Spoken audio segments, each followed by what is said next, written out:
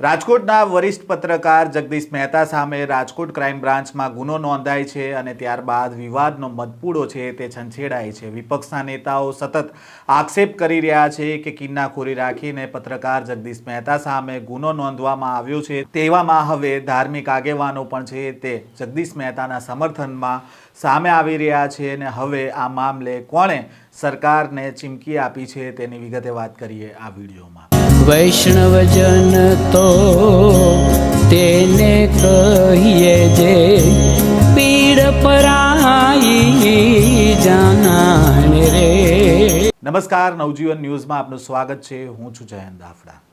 રાજકોટના વરિષ્ઠ પત્રકાર જગદીશ મહેતા સામે ખંડણીની ફરિયાદ છે તે રાજકોટ ક્રાઇમ બ્રાન્ચમાં નોંધવામાં આવી છે અને જ્યારથી આ જગદીશ મહેતા સામે ફરિયાદ નોંધવામાં આવી છે ત્યારથી વિવાદનો મધપૂડો છે તે છંછેડાયો છે। આ સમગ્ર મામલાને લઈને જગદીશ મહેતાએ પણ મીડિયાના માધ્યમથી તેમણે પ્રતિક્રિયા આપી હતી અને તેમને આ કેસ સાથે કોઈ લેવા દેવા ન હોવાની વાત તેમણે મીડિયા સમક્ષ જણાવી હતી। તો બીજી બાજુ વિપક્ષના નેતાઓ છે તે પણ આ મામલે પ્રતિક્રિયા આપી ચૂક્યા છે કે જગદીશ મહેતા સામે ખોટી રીતે ફરિયાદ દાખલ કરવામાં આવી છે। તેવામાં હવે કાબરાઉ ધામના મણિધર બાપુ છે તેમની પ્રતિક્રિયા સામે આવી છે અને તેમણે શું કહ્યું છે તેમને સાંભળીએ। જય મોગલ, જય મણિધર, જય વડવાળી, જય કબરાવાળી। મિત્રો, મોગલધામ કબરાવથી બાપુ ચારણ ઋષિ બોલી રહ્યા છે, મણિધર બાપુ।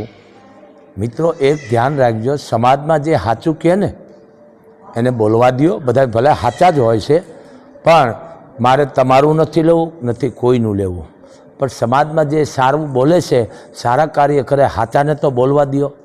આ ઓના જ એવું થયું કે દેશી ભાષામાં તમને ખબર ને, જગદીશભાઈ સમજી જાય છે કે જો બોલું તો માં મારી ખાય અને ન બોલું બાપ કૂતો ખાય, એના જેવું થયું। જો સાચું ગયેલું છે ને બીજું કે આ હું કોઈ એમના વખાણ નથી કરતો, કોઈના હું ચારણસો પણ મારે બોલવું જોઈએ, કારણ કે અમે બધા 18 વર્ણને લઈને હાલી છે। સાચું કે એની નોંધણી ન કરો તો કાંઈ નહીં, એનું સન્માન ન કરો તો કાંઈ નહીં, પણ ખોટે ખોટા આપશકો ન નાખો, બહુ પાપ છે। આ તમે ગુનેગાર બનો છો, સમજ્યા વિનાના ડીંગા મારવા એ બહુ પાપ છે। બીજું સાચું કહે છે તો સાચું છે ને, રાજાઓ મહારાજાઓને સાચું કહેતા ને તો એની નોંધણી થતી હતી, પણ આ બધું કેવું છે, હવે અમે બોલીશ તો તમારા ફ્યુ છૂટી જાય છે, એટલે અમુક જરીક સમજો તમે। જે જગદીશભાઈ મહેતા કહે છે સાચું કહે છે, મારે એનું નથી લેવું, તમારું નથી લેવું, પણ ત્રીજું નેત્ર છે નારદ, હકીકતની વાત કરતા હતા। નારદ મુનિનો ઋષિ છે, બ્રહ્માનો દીકરો છે, હકીકત કહેતા હતા કે અહીંયા ઘટના બનવાની છે અને બનતી હતી, અને આ બનશે અને બનવાની છે અને થવાનું છે, થાય છે, તો સાચું કહે છે। તમે હું કામ આપશો કહો આને આમ લીધું ને આને આમ લીધું? અરે ભાઈ, તમે ક્યાં દૂધ ધોયેલા છો? તમે એ કોઈ દૂધ ધોયેલા આવો જે તમે ડીંગા મારો છો ને એ સમજી લેજો, દુનિયા બધી જાણે છે। શું કામ તમે ભારી ભારી હલકા થાવ છો? પણ પેટ છે, હવને હોય પેટને, સમજી ગયા ને તમે? આ વસ્તુ સમજો તમે, પણ આવા હાવ આપશકો ન નાખો આ માણસ માથે, આ તમે ગુનેગાર બનો છો એક જાતનો। કોઈ માણસ માથે સમજાવીને આપશક, અને કદાચ હાલો હોય તો શું તમારી પાસે પ્રૂફ છે, પુરાવો શું છે? કારણ કે અત્યારે મૌખિક નથી હાલતું, એનો વિડીયો જોવે રીતસરનો, એ કોર્ટે નથી માન્ય રાખતી, રેકોર્ડિંગ તો કોઈ પણ ડુપ્લિકેટ અવાજ કરીને કરી શકે। ખોટા ખોટા વાતો ન કરો, તમે ગુનેગાર બનો છો।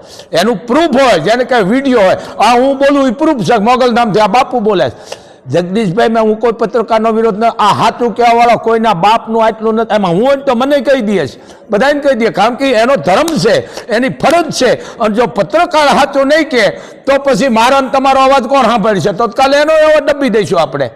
ન કરો, આને ગમતું નથી આવીને, કારણ કે સત્ય છે, સત્ય છે। કીધું ને કે બેટા તારી હાથીમાં છે જે જન્મ દીધ, કે જે ધરતીકપમાં મારી માં મરી ગઈ ને, મને એમ કહેતી હતી કે આજ તને હું ખાવા નહીં દઉં, અને અડધી કલાક થાય ગામમાં ગોતવા નીકળતી, મારા દીકરાને ભાળ્યો અને મને ગોતીને ખવડાવતી હતી, એટલે એ ખોટી। અને આ નવી આવી, એ નવી એમ કહે છે કે આજે હું તને ખાવા ન દઉં, તો હવાથી સાંજથી મને ખાવા નથી દેતી, એ સાચા બોલીશ। જરીક સમજો, આ અર્થ તમને નહીં સમજો, હું અભણ છું, સમજી લ્યો। અને રવા દો, આ માણસની બધાય વરણને જરૂર છે, અને આની ભેળો બધાય વરણ છે, 18 વરણ છે, એમ બધાયની જરૂર છે। નિંદામણ કાઢવાવાળાની જરૂર છે. એમ આવા માણસો બોલશે ને તો બધાને કામ ભલે તમે કરો જ છો, પણ આવા માણસની જરૂર છે. સમાજ માટે બોલે છે, ઉપયોગી છે અને સાચા છે, તો બોલવા દો. શું કામ તમે ઓલું કરો? અને બીજું, તમારા બોલવાથી કે મારા બોલવાથી એનો વાળ નહીં વાંકો વળે. બરાબર, દુનિયા છે આ તો. હિતા દેવી હિતાની જંગલમાં પુત્રો જણાવી દીધા, આ સમાજ છે. એમ આ રવા દો. સાચું જે કામ કરે છે એ કરવા દો. અને સાચો માણસ છે અને છે. આ એક મોગલધામથી બાપુનો અવાજ છે. પણ રવા દો, ગુનેગાર બનો છો. કોઈ પણ વધારીને વાત કરવી, આપશકો નાખવા ગુનેગાર છે. હર કોઈ માણસ હાલ અહીંયા આ ભૂલ કરી જ છે, નથી કીડો મકોડે મારતા, આપણે ભૂલ જ કરી છે. એમ રવા દો. આનું કારણ કે આ મોગલ એને માની રહી છે. પણ બીજું, મારી પાસે કોઈ કારણ નથી હો. કોઈ કારણને હું માનતો જ નથી. કોઈ પણ આવે, મારું કામ છે આશીર્વાદ દેવાનો. આશીર્વાદ દેવા જાય. પણ આપશકો ન નખે. સમાજમાં સાચા માણસની જરૂર છે. કારણ કે વાત મૂકવાના ઠેકાણા નથી, રૂપિયા મૂકવાના ઠેકાણા છે. એમ સાચું કે અને નોંધણી કરો. તમે સન્માન ન કરો કાંઈ નહીં, અમારે જોતુંય નથી. તમારા ઘર હાંસવીને બે હોત બસ છે. પણ સાચા માણસની જરૂર છે. હું એને બિરદાવું છું અને એ માણસની જરૂર છે. જય મોગલ, જય મણિધર, જય વડવાળી. તો આપે સાંભળ્યા મણિધર બાપુને, જેમણે કહી રહ્યા છે કે જગદીશ મહેતાનો વાળ પણ વાંકો નહીં થાય અને તેમણે સાચું બોલે છે, તેમને સાચું બોલવા દો. અને આક્ષેપ જે થઈ રહ્યા છે તેની સામે તે પ્રકારના આક્ષેપ ન કરવામાં આવે તેવી વિનંતી પણ તેમણે કરતા જોવા મળ્યા છે. હવે આગામી સમયમાં આ મામલે શું નવા ખુલાસા થાય છે તે જોવું રહ્યું. આ પ્રકારના સમાચાર અહેવાલ સાથે ફરી મળીશું. નવજીવન ન્યૂઝ સાથે જોડાયેલા રહેજો.